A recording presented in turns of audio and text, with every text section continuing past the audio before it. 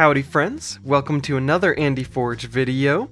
This time we're opening my Menagerie deck. I didn't buy any extras from the campaign, so this is the only one that I have. But I am super pumped to open it up and check it out. I think the art for the front and for Menagerie in general is actually super cool. Choosing the Khalifi dragon for like the front is really cool, and I think it helps kind of push the idea of what Menagerie could or is supposed to be. You know, a deck that could properly utilize Khalifi dragon would be rad. Also, as of the uploading of this video, the poll for the name of my subscribers is closed. So there should be a community post, a message on Twitter, you know, a bunch of different messages in different locations saying what that name is. But as of most likely my next recording, so the video after this one, but it might be a video or two after that one, I'm unsure when I'll be recording, you guys will have your official name, and I'm super excited to see what it is. There's a current one trending that I like, and we will see if it becomes the official one. There's still plenty of time, but let us dig right into this Menagerie deck. There are a bunch of different packs, one of which is actually themed around an idea and something that Zach Armstrong, a friend of the channel and previously a content creator for KeyForge, the Rocket Tezzy combo, which is known to be one of his favorites. One other thing that I'm hoping we can get here is there is an entire house for just Menagerie that is the Key-Raken, which just that idea alone is super cool. But for those of you that don't know, they're in Menagerie decks are similar to Unchained in that they can come with a variety of pretty much anything. I don't know that there is a specific pool of cards for Menagerie. It is pretty much just every card printed. However, you will receive 2 packs, is what they call them, I believe, in every deck that will have some sort of new gimmick or interesting kind of mechanic where it pulls in a group of cards together to help better theme the deck and create a more interesting experience with it. So that being said, let's flip this over, see what houses we got, and take a look at this unique Archon card. It's upside down here. So we got the houses. Hello? Goodness me. Hello. There we go. Dis, Untamed, and Mars. And we did get a token creature. We got the token Rebel. This is Ruthlessly Transient Asa. Very cool. And the Archon for this looks very rad. The stars around it, the kind of bubbles in the center, the negative space that they use, and the new Archon cards printed since like Grim Reminders has been super cool. The fact that they removed the border and then outlined the name, it just looks so good. The art treatment for Menagerie is phenomenal. But give me 1 second, we will be back with the card reveal, and we'll see if maybe we can guess which packs we received. Be right back. Okay, we're here now with the card reveal. Here's another look at that Archon card. I'm unsure how many cards we'll have to set to the side here. So we've got, this should be our deck list. Makes sense, there's no token on it. Then let's see, this should be, okay, they've combined the rule list with the token list. That makes sense. It's our Rebel. We'll set that here. I'll set it like this so we can show off both since it's the new Menagerie art. And then this should just be, yep, so we're into the cards there. Okay. For our very first house, ooh, we're looking at Untamed with a very well-placed enhancement. We've got the action Amber Storm here. It comes with an Amber. It's enhanced with an Amber Pip. Play, for each Amber in your pool, deal 1 damage to an enemy creature. Very good. Youngest Bear, 2-power creature with After Reap. You may reap with one of Youngest Bear's neighbors. Some out-of-house stuff. 2 of those. Very cute creature. Ooh, Gloriana's Attendant. Okay, very good. 1-power creature that is a mutant from Mass Mutations that enhances 2 Amber into the deck. 2 of those, okay. Ooh, and then Fandangle, 3-power creature with, while you have 4 or more Amber, your untamed creatures interplay ready. Very good.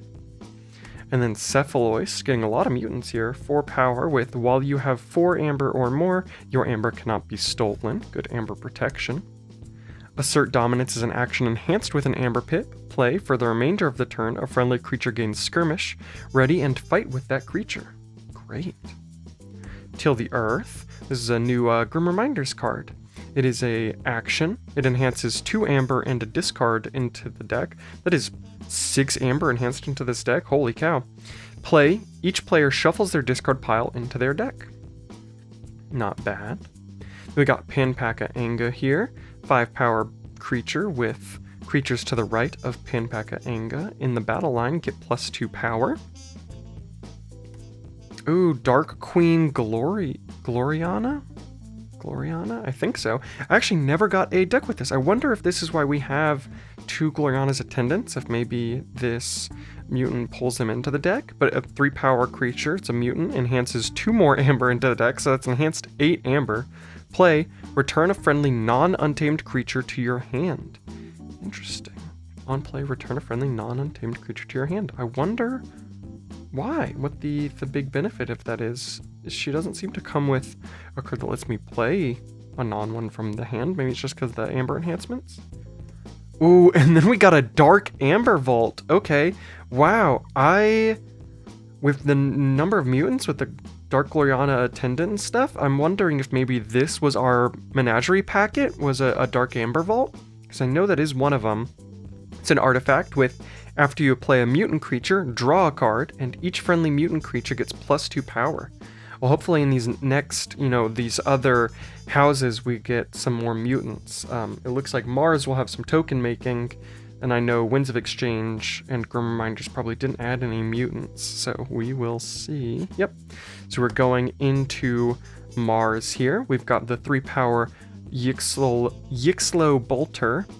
After fight, after reap, deal 2 damage to a creature. If this damage destroys that creature, purge it. Not bad. 2 of those. Got the Visium Think Drone, 3 power with after reap, you may archive a friendly creature or artifact from play. It's pretty good. 2 of those. Plague Wind, okay. Play until the end of the turn, each non-Mars creature gets -3 power. Got Iron X Propaganda. This is where, I think our first token making card. It's an upgrade with an Amber Pip enhanced with a discard. This creature gains after fight, after reap, make a token creature. Ooh, and then we have Uxlix the Zookeeper. It's a 2 power creature with elusive. After reap, put an enemy creature into your archives. If that creature leaves your archives, it is put into its owner's hand instead. Flotsam Spike, not bad. It's an action with an Amber Pip. Play. If there are no friendly creatures in play, destroy each creature not on a flank. Interesting. No friendly creatures in play. I don't know how often we'll be able to use that, but the Amber Pip is nice. Also in our Mars so far, we haven't seen any of that enhanced Amber. 2 of those. Okay, I mean, that's not great, but that's fine.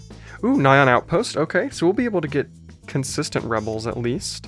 Action, put a friendly creature on the bottom of its owner's deck if you do make 2 token creatures. And then Mothership Support. No, we might have... Yeah, we have more Mars. I don't know why I said that like it was the final one. Action with an Amber Pit. Play. For each friendly ready Mars creature, deal 2 damage to a creature. Destroy them all. It's enhanced with a damage. Okay, this is some great removal. It's an action. Destroy an artifact, a creature, and an upgrade. Okay, and that is it for our Mars. Going into our disc, we only saw 1 Amber enhancement in our Mars, so... And I think maybe 1 or 2 in our Untamed, so we should have at least 5 enhancements in our Dis. Interesting. So going to Dis, we're starting with the creature Toxin. It is enhanced with an Amber. 3 power, and after Reap, your opponent discards a random card from their hand. Good disruption. Another one enhanced with an Amber. Oh, and then we got a Tesmal here. 2 power creature with elusive, enhanced with 2 Amber Pips. After Reap, choose a house. Your opponent cannot choose that house as their active house on their next turn. Or Disruption. Got the Harbinger of Doom here. 2 power with 3 armor creature that reads Destroyed. Destroy each creature. Not a bad board wipe if we can get something like Obsidian Forge. Got the action Gateway to Dis here. Play. Destroy each creature. Gain 3 chains. It's pretty good. Ooh, Dust Imp. 2 power creature with Destroyed. Gain 2 amber. It's fantastic. We haven't gotten any other mutants so far yet, though. Then we've got Dominator Bauble. It was enhanced with an Amber, and action, use a friendly creature.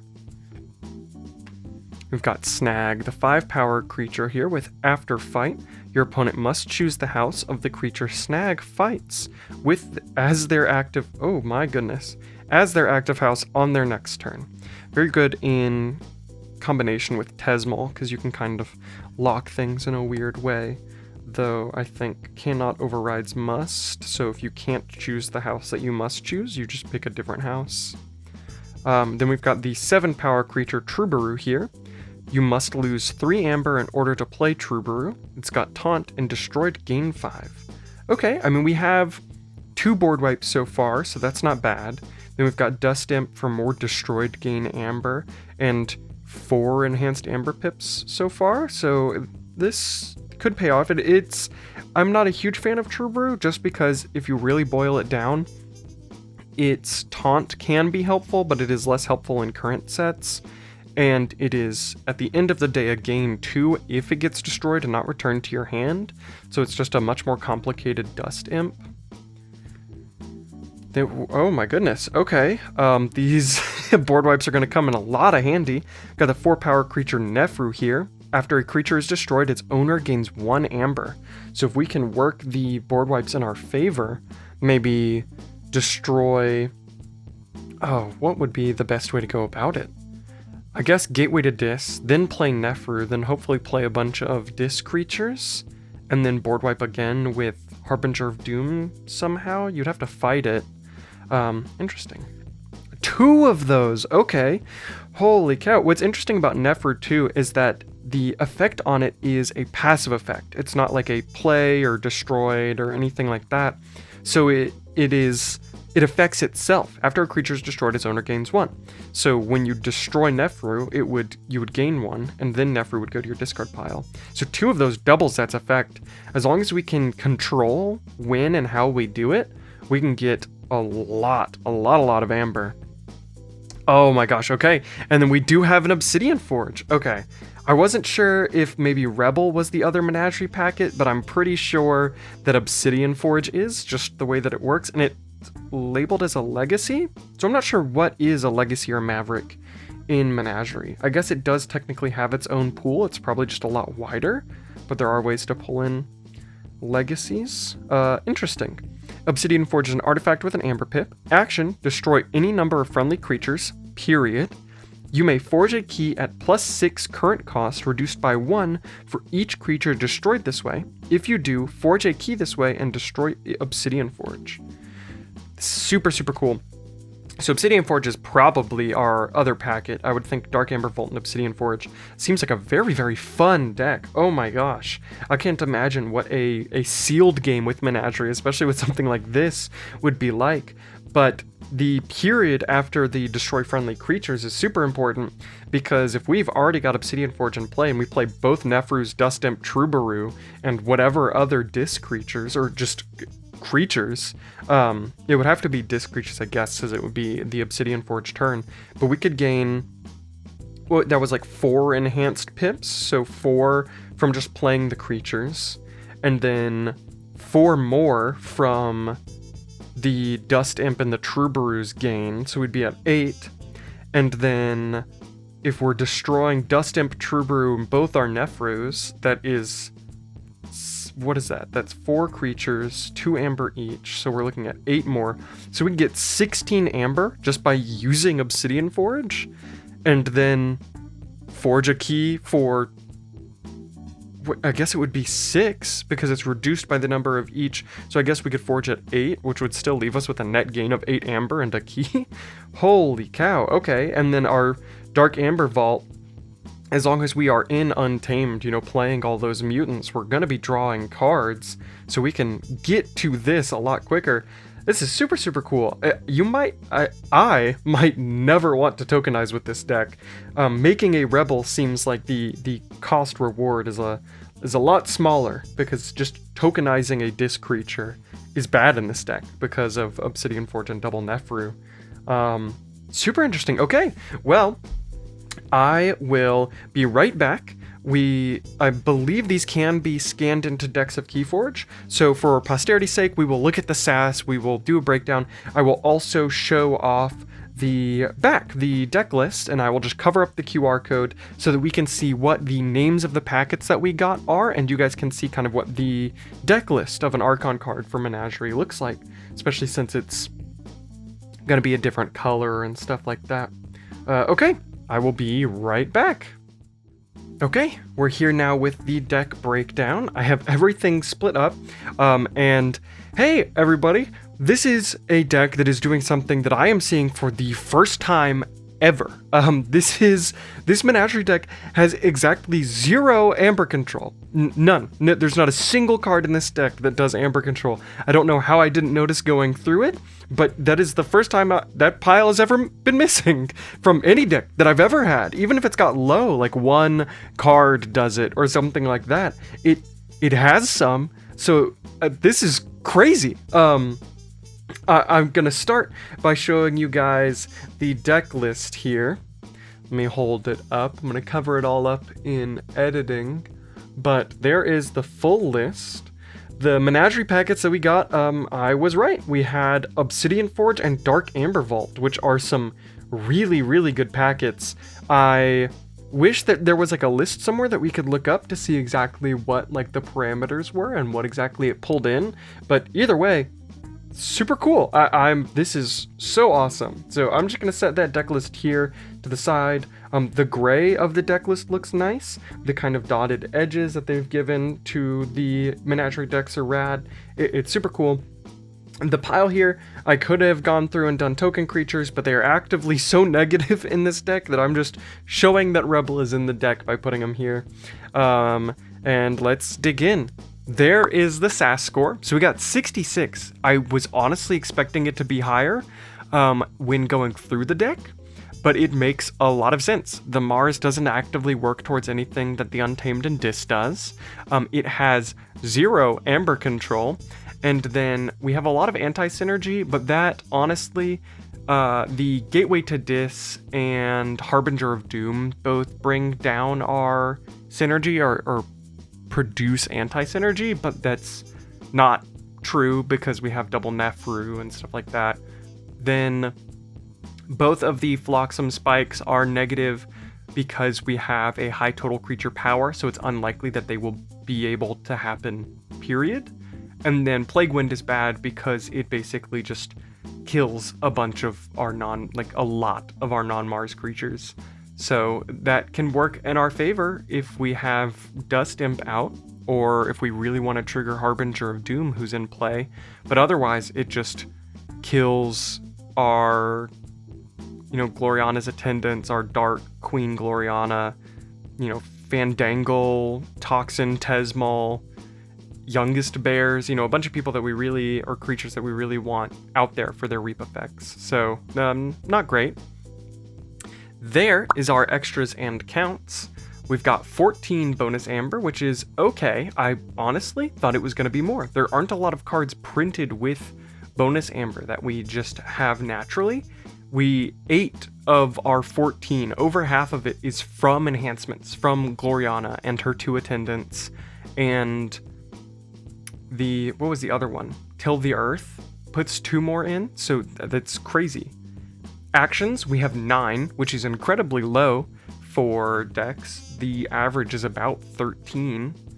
Creatures, we have 22, which is very above average. You average about 18, so that's about 4 more. Artifacts, we have 4, which is about 1 above average. And then upgrades, we have 1, which is about average or half of average. Key cheats, we are archiving first. We've got 2 Visium Think Drones in our archiving, which is okay. It's nothing crazy. Then key cheats, we have Obsidian Forge, of course, no scaling Amber Control, and 3 board wipes in Plague Wind, Harbinger of Doom, and Gateway to Dis. Let's clear those away. And there is our Amber End Control. So 0 Amber Control, 25 expected, or I guess I typically, no, yeah, that's right, Amber Control, then expected Amber. Artifact Control, we have 1.5, and Creature Control, we have 16. Let's go ahead and dig into these cards. So expected Amber, we're starting with our Youngest Bear just because it can produce a secondary reap, which this could be really good if we, have them right next to disc creatures that are already in play and our opponent isn't doing much to our board state, we could get some free reaps, reap with our disc creatures to do some disruption on an untamed turn, get a really good Amber Storm off. We have Troubadour.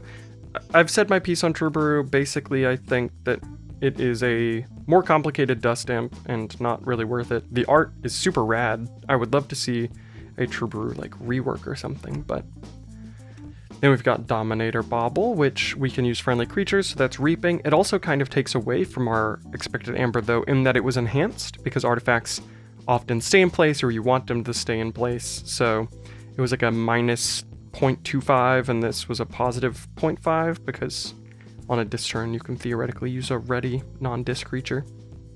Then we have Fandangle, of course, for making untamed creatures interplay ready, if we have 4 more Amber, which can be very, very good with our Amber Storm, if we can bring in some Gloriana's Attendants and bring in Gloriana ready and just reap with them. Oh, that's non-untamed creatures. What am I thinking? So, interplay ready. That'd be really good for Dis then, to get a bunch of reaps off before our Obsidian Forge, or, you know, blowing stuff up with Nefru.